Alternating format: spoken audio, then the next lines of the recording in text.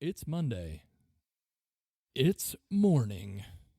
It's macabre, and it's not just any old Monday morning macabre. It's the 40th macabre anniversary. I don't think anniversary. It's a big day. Big day. It's like SNL 40 when they had all the stars come back. Yep. We're going to have Mothman back. We're going to have Flatwoods Monster coming in. We're going to have the entire Project Iceworm team in the studio. Every serial killer we've ever talked about will be live in studio. It's the 40th episode, and that's an accomplishment. Not many people can do something 40 times. I can't think of one other thing I can do 40 times. Exactly. 40 push-ups. Get out of here. Get out of my face. No, you can't do it. Stop even, dude. No. Tell Even to fucking stop. Dude, Even's on a rampage. Odd is in. We're big odd guys. And Even is out. Because it's the 40th episode of Monday Morning Macabre. Is unfortunately an even number. I'm Darcy. I'm here with Scones. I'm Scones. And Scones is here with me. And we're excited, guys, because we've given you 40 episodes of just tent. We've just given it to you. We've just been camping out here at Camp Crystal Macabre Lake. That's Lanier. a spooky reference. And we've just been plugging away, giving you content. And we said, you know what? We're going to keep doing it. I don't think I'm going to stop. I don't think we're going to stop. However, we had a little special something for you guys. Two things, actually. First of all, we've come up with we think we're finalizing a design for that Mothman Flatwoods fight shirt. And then we have a Netflix show coming now. That'd be amazing. And we're going to be on Tonight Show. If we got any offer to do any form of visual entertainment, I'd throw up. Yep. Even if it was like, hey, do you want to do local access? And we'd be like, I don't think this is appropriate for this, but hell yeah. But now that I've gotten expectations way too high, Dars, what are we going to do? So keep an eye out on the social media channels, guys, because we will be letting you know when the design is ready to go, and we'll open up the Monday Morning Macabre store. So if you want to support the show and wear something cool, you can do that. In addition to that, we will also be starting a Monday Morning Macabre Patreon page. Ooh, what does that mean, Dars? Oh, I'm so glad you asked, Scones. If you don't know what Patreon is, I mean, come on. What are you? What is this? 20? What is this? 2009? What is it? 2009? We're opening a Patreon page. So if you like Monday Morning Macabre and you want more of it, we're going to give it to you. But Dars, how do they sign up? Well, if you keep an eye on the social channels because let me do a little explaining here. If you don't know what Patreon is, it's a monthly you donate, you help the show out each month, and in return we're going to give you some bonus content. We're going to be doing all sorts of different random macabre things. For example, the first Patreon episode, we will be watching the Mothman movie, not the Richard Gere Mothman Prophecies, because that seems like a boring drama and not a Mothman movie. Yeah, boo, Richard Gere. Hey, Richard Gere, if you're out there, turn this off. Netflix, if there's one person we will not work with. Slinging Dingers has told us no Richard Gere. No Richard Gere. However, we will be watching the 2012, I think. It's free on YouTube. It's called Mothman. Which means it's probably not great. Probably not great, but it's probably fun to talk about, and we're like things like that. We'll do things like that. We're gonna watch that. We're gonna chat about it. It'll be like probably longer episodes of just random stuff. Maybe small merch. I don't know if we're capable of videos. I don't think we have a camera in house yet, but we'll see how that goes. Sky's the limit. And we're going to keep everything the same that you've been listening to, still ad-free, etc. Just if you want to help the show out and you want to get some extra content, keep an eye out on the social media channels because we will let you know what's going on there. But wait, Dars. Wait, there's more? Does that mean I will have to pay for my normal Monday Morning Macabre content? My dear boy, of course not. Of course not. You will still be receiving your Monday Morning Macabre every Monday morning at Macabre Free O'Clock. As always, and always will be. Free. No ads. Nothing. Just Just if you can ignore like the last 5 minutes if you're just on your way to work and if you're a Monday Morning Macabre purist. Yeah, if you just want that sweet Cobb tent, you still got it. No bells, whistles, frills, or dingers. Exactly. If you're not slinging dingers, you can still listen. It's fine. But if you want to help us out and support the show, we appreciate it, and we'll give you a shout out. We'll shout out to the Patreons at the end of the episode. Shout out to the Patreon. Maybe like once a month or something. We'll figure it out. Anyway. As you can see, we've planned this very well. Yeah, like we do everything. Exactly. So that's the big announcement. That's the big 40. We've turned 40. It's the new 30, but it's also almost 50. So I'm 30. Nope. I'm right. 40, sporty, and thriving. Exactly. We're 40. We're sporty. We're spooky. We're shorties. Keep going. We love accordies. The whole song. This is the kind of content you can expect. Imagine this, but for if an hour you give and a us half, money. while a loud TV plays in the background, if you pay a little bit of cash. Anyway, let's get back to your regular tent. If you haven't watched the show before, get to your normal, regularly scheduled programming. Yeah. If you haven't watched the show before, you've probably turned it off by this point because you're like, this hasn't had any content yet. But one of us, either Scones or I, will bring the other one a story, a legend, a fable, a tale, a creepy thing, and it'll tell the other person about it who doesn't know what it's going to be. Today, I'm bringing it. And today, Scones is bringing that sweet tent. I'm bringing my special chili, and Darcy's going to have a little taste. I'll have a little taste of his macabre soup. And this one's got some scary pita chips in it. Because, okay, we're talking about Cropsey. Cropsey. It's actually my dead rabbit. Cropsey. Oh, no, really it's not. fun. It's a horrifying urban legend from Staten Island, the Forgotten Borough, everyone.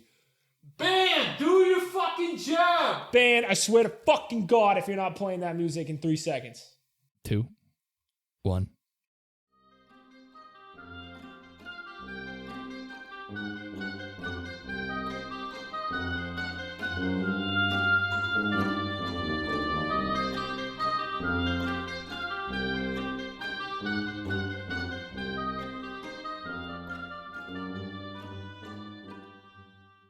Scones. And we're back. Hey guys, so nice to see you. Scones. So it's Cropsey. I have heard of Cropsey. My dead rabbit or the legend? Both. First, rest in peace to both. Equally scary. Equally scary, equally tormenting. I know it's a Staten Island urban legend. Yeah, King of Staten Island's about how Pete Davidson had to fight Cropsey for who gets to be the King of Staten Island. That's our next shirt. Yeah. It's Pete Davidson fighting Cropsey. All right, he'll sign off on that. He seems like he'd be chilling up. Yeah, to his that. likeness is totally for free. Yeah. It's publicly available. Also, Ariana Grande's new boy toy is Cropsey, which is a real. Ooh. Yeah, I know. Well, that's a whole nother episode. That's a good story. So Cropsey, Staten Island, home of the Yankees. No, but he was essentially an urban legend there. The boogeyman that parents would tell their kids about. So he's Baba Yaga. Yes, he's the headless horseman. Yeah. If the you're boogeyman. And he was rumored to be a homicidal madman. Ooh. A very edgy take for parents to tell their kids. It is funny that they're like, they can't even they have no chill about trying to scare your kids into being cool. They're just like, hey, he's a serial killer. You know what that is, kid? Yeah, and they're like, okay, what's death mean? We're gonna have to backtrack this one. So he's a homicidal madman. He's often described as an escaped mental patient with a hook for a hand. That's awesome. Who hunts children and drags them back to the tunnel system that lays under the abandoned ruins of old Seaview Hospital. Dude, someone had to think of Then this. The lightning music comes in. And then So like some dad had to be like, okay, how do I get my kid to go to bed and be good? I know. Hook hand will drag him into the extremely sewers. detailed boogeyman figure. All right. Parents of Staten Island would use Cropsey to frighten their children into being good and staying close to home. After all, Cropsey could be anywhere, waiting to strike. Cropsey. So my understanding of Cropsey is that there's like linkage to that hospital, right? Like the abandoned Seaview Hospital, yeah. Isn't that like a real place? It is. It was an old tuberculosis sanitarium. Nice. That's fun. From Mr. Magoo's tuberculosis sanitarium. Yeah, Willy Wonka and the tuberculosis sanitarium. I've got a golden ticket. Older siblings would tell Cropsey stories at night to terrify younger brothers and sisters. So it's classic, like teenagers on like with cars roll up to their kids on bikes, being like, "Sup, loser? Wait, why you alright now? You're gonna get fucking Cropsey's gonna get you, bro." And then you find their dead bodies later, like strung up or whatever. Right? And especially the jock, who was kind of mean to the main woman character at the beginning. And his name's like Butch. Yeah, his name's Butch, 1984. or like Flash or Chaz or something. It's always some weird like adjective or verb. As if that wasn't enough, one summer camp variation on the tale of Cropsey inspired a 1981 slasher movie called The Burning. Ooh, The Burning. The cult classic. I guess it's like actually kind of pretty faithful to like the old story that was told a lot around. That's pretty cool. Staten Island. He sounds a lot like, isn't that I Know What You Did Last Summer, the hook hand? Yep. I feel like I've also thought something else was I Know What You Did Last Summer on this. No, well, another hook hand character would be, what's his face? Tony Todd. What we just talked Candyman. about. Yeah, Candyman. Captain Hook. Yeah, Captain Hook. Tony Todd played Captain Hook in Candyman. The story, like the movie, features that like George Cropsey was a man who was like, I don't know if he's like from the 19th century or something, but he's a businessman on Staten Island. And he goes insane after a prank gone wrong, like melts his face off. Oh, that's not a prank. That's assault and it's also murder. Pretty sure the plot to Phantom of the Opera. Probably, yeah, that's where they got it from. Phantom? Where they got it from? Yeah. And then he starts like killing summer campers with an axe because a prank went wrong. I don't know. It really misconstrued in his mind what pranks were. And he kind of lost his cool there for a bit. So, also for my sources, I should put those in there because I always forget, and then I look like some kind of sleazy con man. I'm using the website thelineup.com, which has a lot of just media articles and stories. It's got a lot of media to consume. ATI, allthat'sinteresting.com. I do like All That's Interesting. I've seen that a few times pop up in our stuff, and it is a good site. Yep. There's no authors for either of them. They all just say like by the respective website team. Interesting. Anyway, back to Cropsey, my dead rabbit. So he's on the wheel. He's running quick. So Cropsey's flopsies. No, but the actual Cropsey takes a dark turn from an urban legend in the 1980s. Ooh, 1980s. So there's giant malls everywhere. Malls of America. There's cool Japanese cars. There's Japan of America. Yep, there's Rubik's Cubes. Yep. Big hair, jazzercising. Oh, love it. And the children of Staten Island Scrunchies would have even more to fear than just a boogeyman. Oh, boy. So we got a real boy. Cropsey would come to life in the form of an actual homicidal madman. Named Cropsey. Soon the urban legend would be unmasked as Andre Rand. Andre Rand, Ayn Rand's older brother. Yep, and Andre 3000's younger brother. A classic mix-up. Classic. A lot of people don't know this. They're all related. That Thanksgiving is wild. Yeah. So you might say he was an outcast.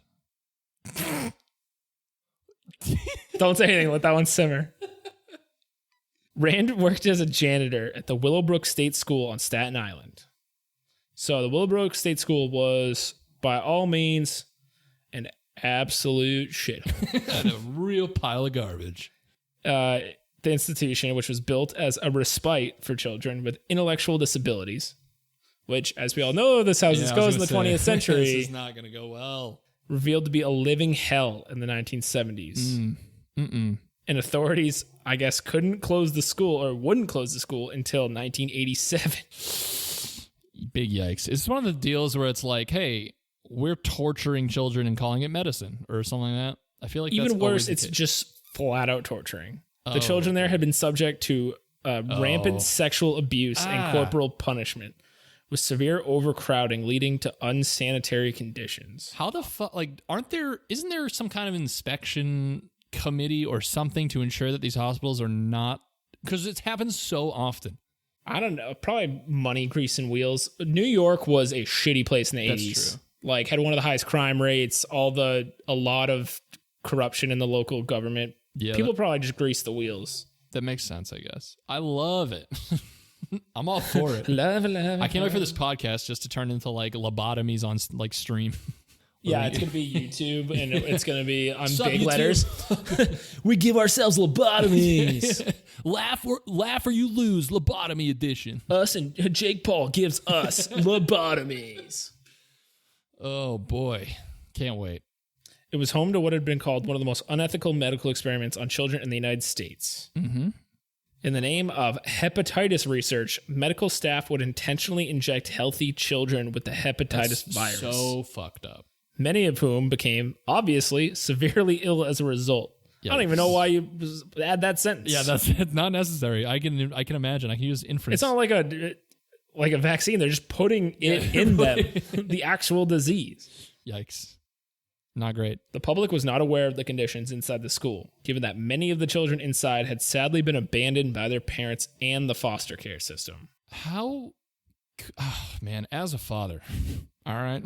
Yeah, pull it out. Pull out the as a father card. As a father card. How can you possibly just send your kid to like a place that, I hate it. A lot of people, I'm guessing, who were either shitheads or were like couldn't afford to help their kid with disabilities and were shitheads. There's definitely that the former is definitely involved in every case. Yes, you're either you're just a shithead or a broke shithead. There's no ends to the means. Yeah, for sure. Guys, don't send your kids to asylums. Yeah, and also unless it's political asylum, and they're running from an oppressive regime. Yes. Yep. I'm glad we wrap that up nicely. We know vocab and words. Yeah, there's double meanings for some words. Oh man, my chest is like caving in on itself. We just had barbecue. And hey, listeners. It is. We had cornbread. Bet you wish you had some barbecue like us. Okay. So a lot of the parents, and like obviously the foster care system, you don't have to be in the system to know that system is not great. No, and filled with I mean, it's still today not great. Yeah, underfunding, shitty abuse that goes unnoticed and stuff. Yes. In 1972, a young Geraldo Rivera would be the guy. He's the guy to publish Geraldo Rivera? Geraldo. Is it Geraldo or Geraldo? Well, Geraldo Rivera is a person. But if it's Geraldo Rivera, it's wildly similar to Geraldo Rivera. It says a young Geraldo Rivera published an expose that revealed that the horrific conditions inside Willowbrook State School and ignited a national scandal. Right. It's definitely Geraldo Rivera. Wow, with a G? Yeah. At least that is. I guess I don't know vocab. Wait, who is Geraldo Rivera? Do a little learning for scones. I know the name. This segment's called Learning for Scones. I'm not going to BS you and say that I know everything about Geraldo Rivera. I just know. You should have. It would have been better for the segment. Geraldo Rivera. I would be better for the segment, but I can't lie to our listeners like this. Wow, we're so good to our listeners. I can't lie to you guys and say you guys that are our friends. We don't lie to friends. Yeah, we don't lie to friends, and this isn't a money laundering scheme for me to lose money. Anyway. We don't lie to friends, only family, kids. The school was officially closed 15 years later, and the negative publicity contributed to the successful passage of federal civil rights legislation that protects the mentally disabled and other people who have been institutionalized. That's good. So at least good came out of it. Good came out of it. Definitely still not great, though. It's definitely still a problem. So enjoy that coffee you're drinking, because a kid is being tortured in the asylum. You sicko. You suck. And they would kill for a cup of coffee right now. They would love a cafe mocha. But even after closing, the horror would not end. That same year, Andre... Yeah, we need more lightning. Yeah, I'll get a lightning sound effect. That same year, Andre Rand, the former janitor of the school, was arrested in connection with the disappearance of Jennifer Schweiger, a 12-year-old girl with Down syndrome. Double ooh. That's ooh squared. At the time, Rand was homeless and living in a makeshift campsite on the grounds of the abandoned school. That's boogeyman, dude. He's not far from the ruinous Seaview Hospital that was so closely tied. He lived to the Cropsey legend. That's actually super creepy. Yep. Wait, so the Cropsey legend came first, right? Yes. And then this dude's like, let's just cosplay. Let's do He's like, I am an actor. Yeah, he's like, I need to be a method actor and live in the woods near an abandoned asylum and kill kids for his role as Cropsey in King of Staten Island. It was Pete Davidson, 1981. Anyway, let's do a little talk about Andre Rand. Yes, let's talk about Andre 3000. Andre Rand was born as Frank Rushan. Wait, so he took on a fancy nickname? Apparently. He's like, yeah, all of us janitors have pseudonyms. But he'd always become immortalized as Cropsey. Cropsey. Cropsey. Cropsey. Wait, another question. Cropsey. I know the urban legend came before. Did the name Cropsey, was that already there? Cropsey. Yeah. I think so. Okay. All right. It's the man, but hold on. It's the man. He's the man. He's It's the your man. boy, Scones. It's your boy. Still reading. Never not reading. Never give Still up. learning words. Stay in school, kids. Reading them green level books, baby. We're in way too goofy of a mood to talk about horrible that murders. barbecue's hitting different today. Born on March 11th, 1944 in Manhattan, New York. Local guy. Good guy. Rand is considered not a good guy, but local guy. Well, good guy. He's local. Come on. He's a Yankees He's fan. a local guy. He's a Yankee. He eats local He eats restaurants. pizzas, Supports local business. bagels, Hospitals. New York stuff. Rand is considered to be the most notorious criminal Staten Island had ever seen. What? This designation is largely due to the horrid nature of his criminality. Wait, that doesn't sound right at all. Isn't New York like home of like New York, New York. Yeah. I feel like Frank Sinatra's more of a criminal. If you can kill people here. You can kill people anywhere. Anywhere. Cropsey. The story of Andre Rand fortunately concluded with a permanent prison sentence. Yay! Hey, finally. We finally get a good one. But the convicted kidnapper and suspected child serial killer managed to leave enough tragedy behind. Oof. This tale is not particularly heartening at all. That is a sad one. He's currently still alive, Yikes. still serving a 25 years to life sentence. Double yikes. So, like we said, he was a custodian and he wasn't convicted or suspected of anything back then. I bet he did do nefarious deeds, especially since they're like, kids were just dropped off and never seen again. Yeah, awfully convenient. Yeah. He was #mopping and chopping. So when the hospital closed, Rain would have to find another job. Unfortunately, he spent his time on more nefarious activities. Several young girls in the area went missing. So nothing really to do with the school. Like these weren't just They weren't like children. people. Okay. The first was a 5-year-old Alice Pereira. That's not good. The initial shock occurred on July 10th, 1972. The toddler seemed to vanish into thin air while playing in her neighborhood just a few miles southeast of Willowbrook. That's scary. By this point, Rand had already served 10 months in prison for the abduction of several children. What? Wait, whoa. You can abduct multiple kids and get less than weed? What the fuck is this? That's nutty. That's super nuts. Because it's America and he was white. This is America. He was never convicted of kidnapping or abduction as none of the kids were harmed. But he did. That doesn't fucking that doesn't matter. make any sense. But he did serve full time for unlawful imprisonment. Yeah, you can't just you can't steal a child and be like, oh, I didn't hurt him, so Yeah, they're right here. Look at it's them. just a play day. What do you Come on, mean? Their emotions are fine. Their psychology is totally intact. So that's insanity. So he gets out. Pereira goes missing. Naturally, authorities are like, hey, man, Hey, remember that guy you who didn't took move kids? far away. You're still in the neighborhood. But unfortunately, there just was not enough evidence to convict him. Still garbage. That little girl would never be seen again. Why do we have to be disappointed every episode about the way things are conducted? Because it wouldn't be my job otherwise. It wouldn't be Monday morning macabre, it'd be Monday morning justice served. We're here to, Sling and Dinger should make another one where it's where it's really good. gratifying, Yeah, satisfying. It's like a Quentin Tarantino movie, just revenge. The bad guy gets it. Good stuff. Nope, not here. That kind of storytelling has no place here. Is not taking place here.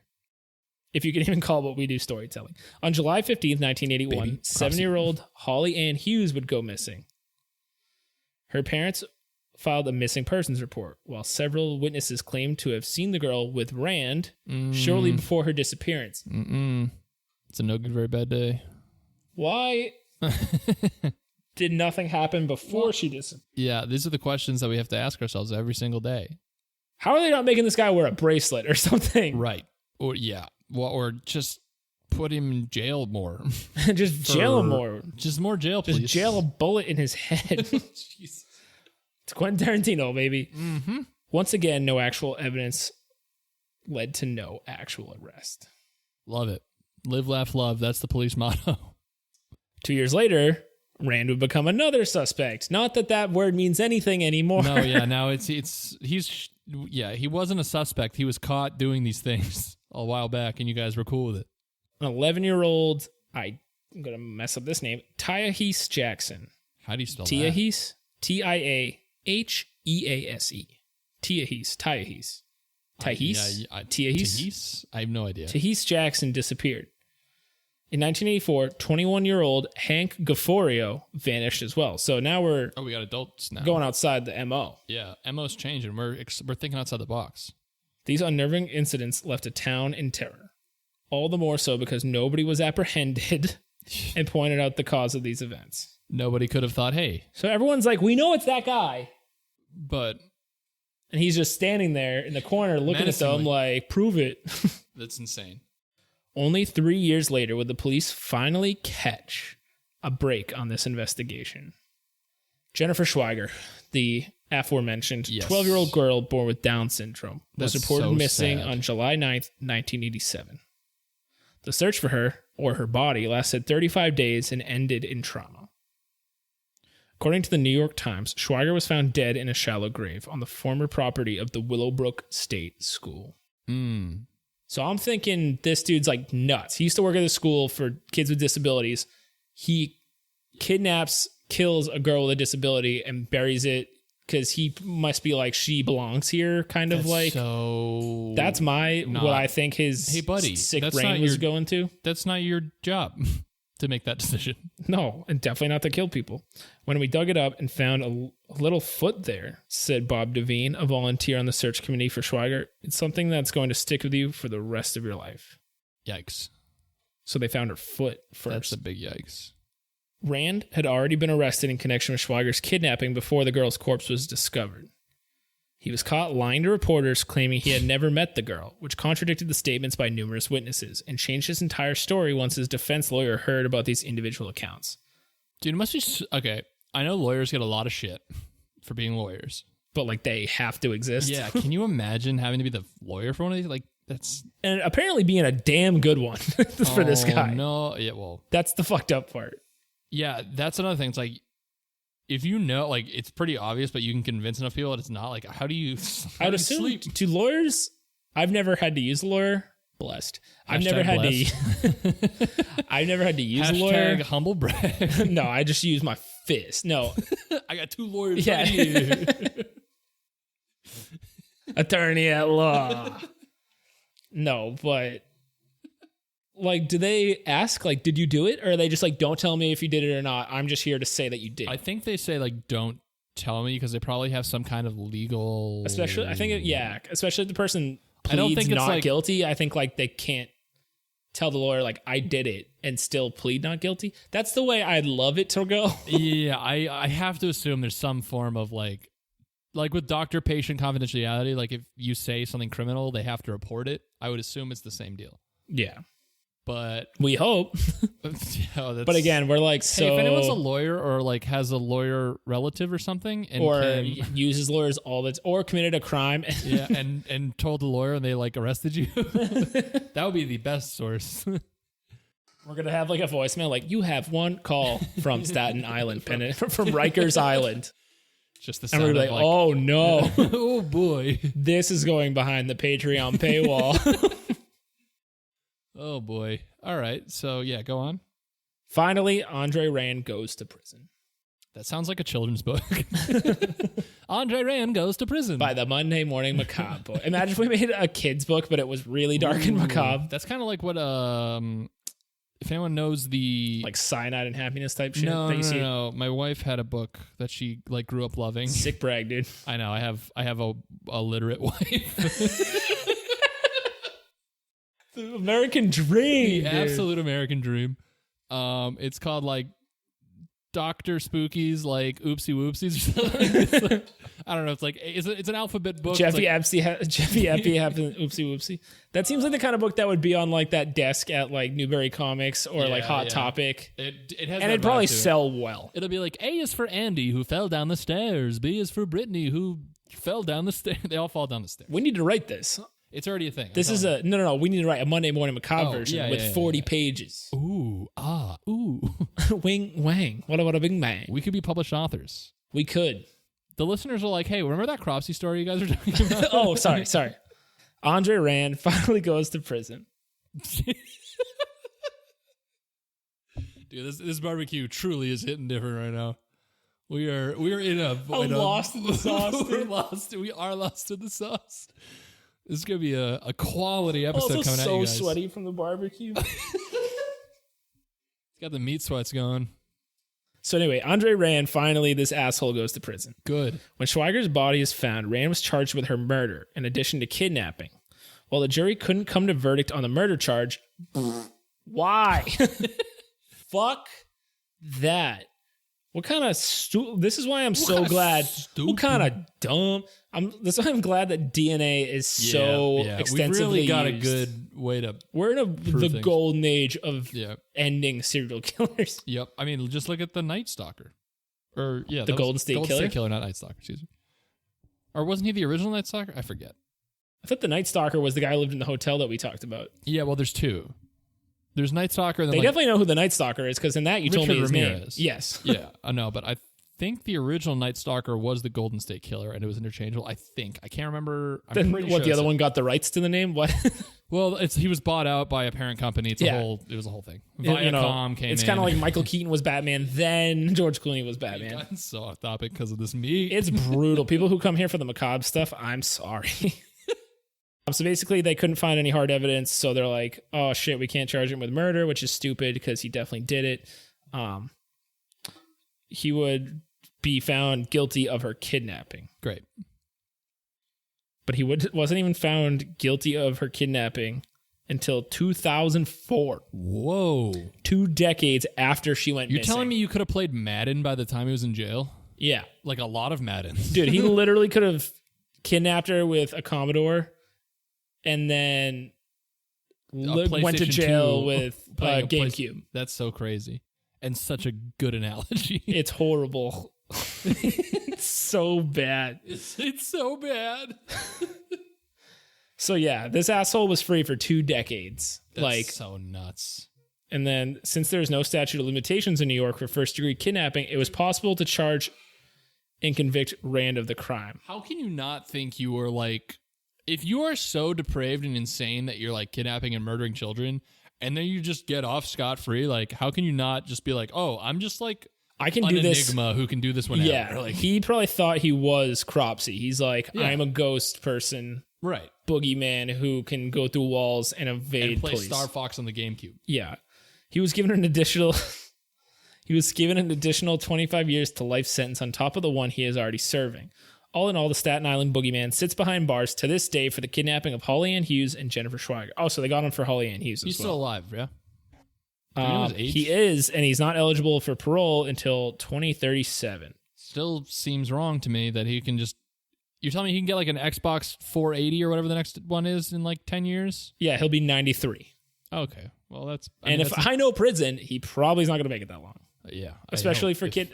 I feel like when you... Again, I've never been to prison, but I've heard that when... What if we had 100% convicted, like convict audience who are like, boo, you've never been to prison. Thought you guys were cool.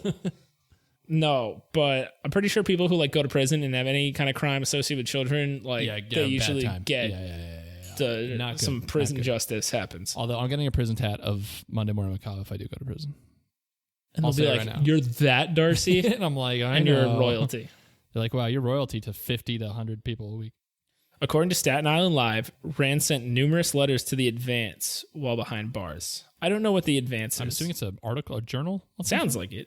These were neatly written Mother's Day letters and directed at oh my God, at all the ladies on Staten Island who supported prosecutorial vindictiveness against an innocent person.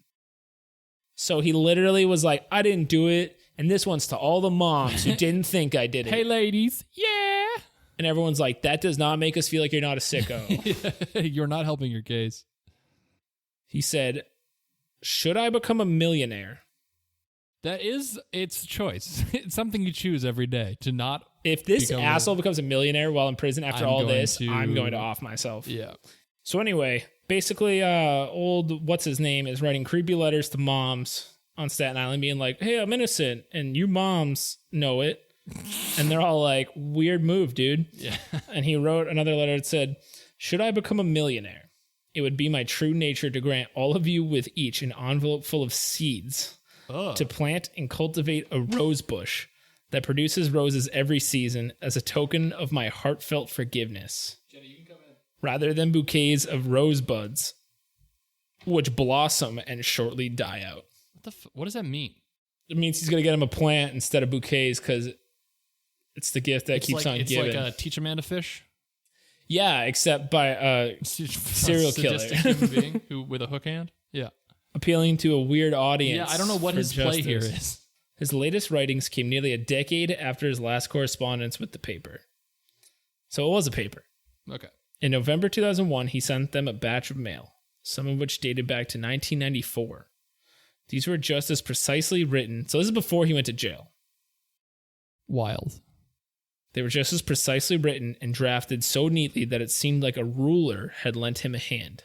Okay. I mean, I guess you have a lot of time to make nice handwriting in prison. Well, this is when he's living in a fucking shut down school. He wasn't arrested till 2004. That's a good point. Or no, he wasn't convicted till 2004. The letters included thorough arguments against the nuclear arms race, nostalgic memories of racing hot rods as a child, and emotional pleas to develop a kind correspondence with an old man for friendship. He also included a sketch of a small airplane in the interior control panel. Okay, so I still am not a fan of this guy.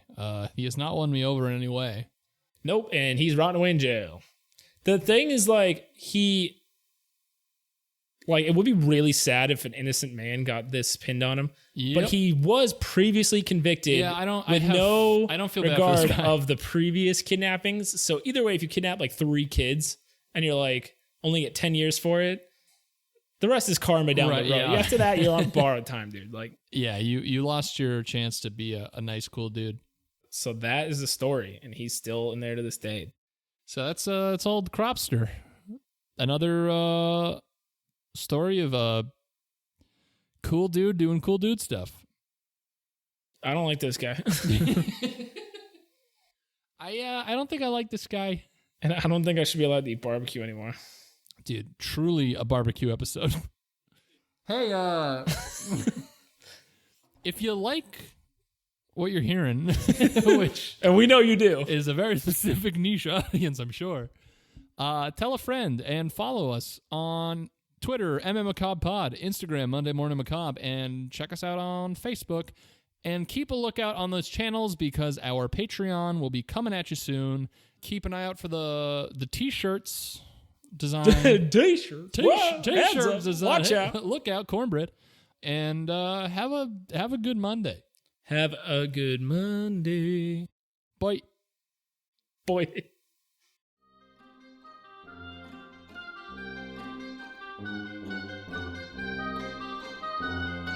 Thank you.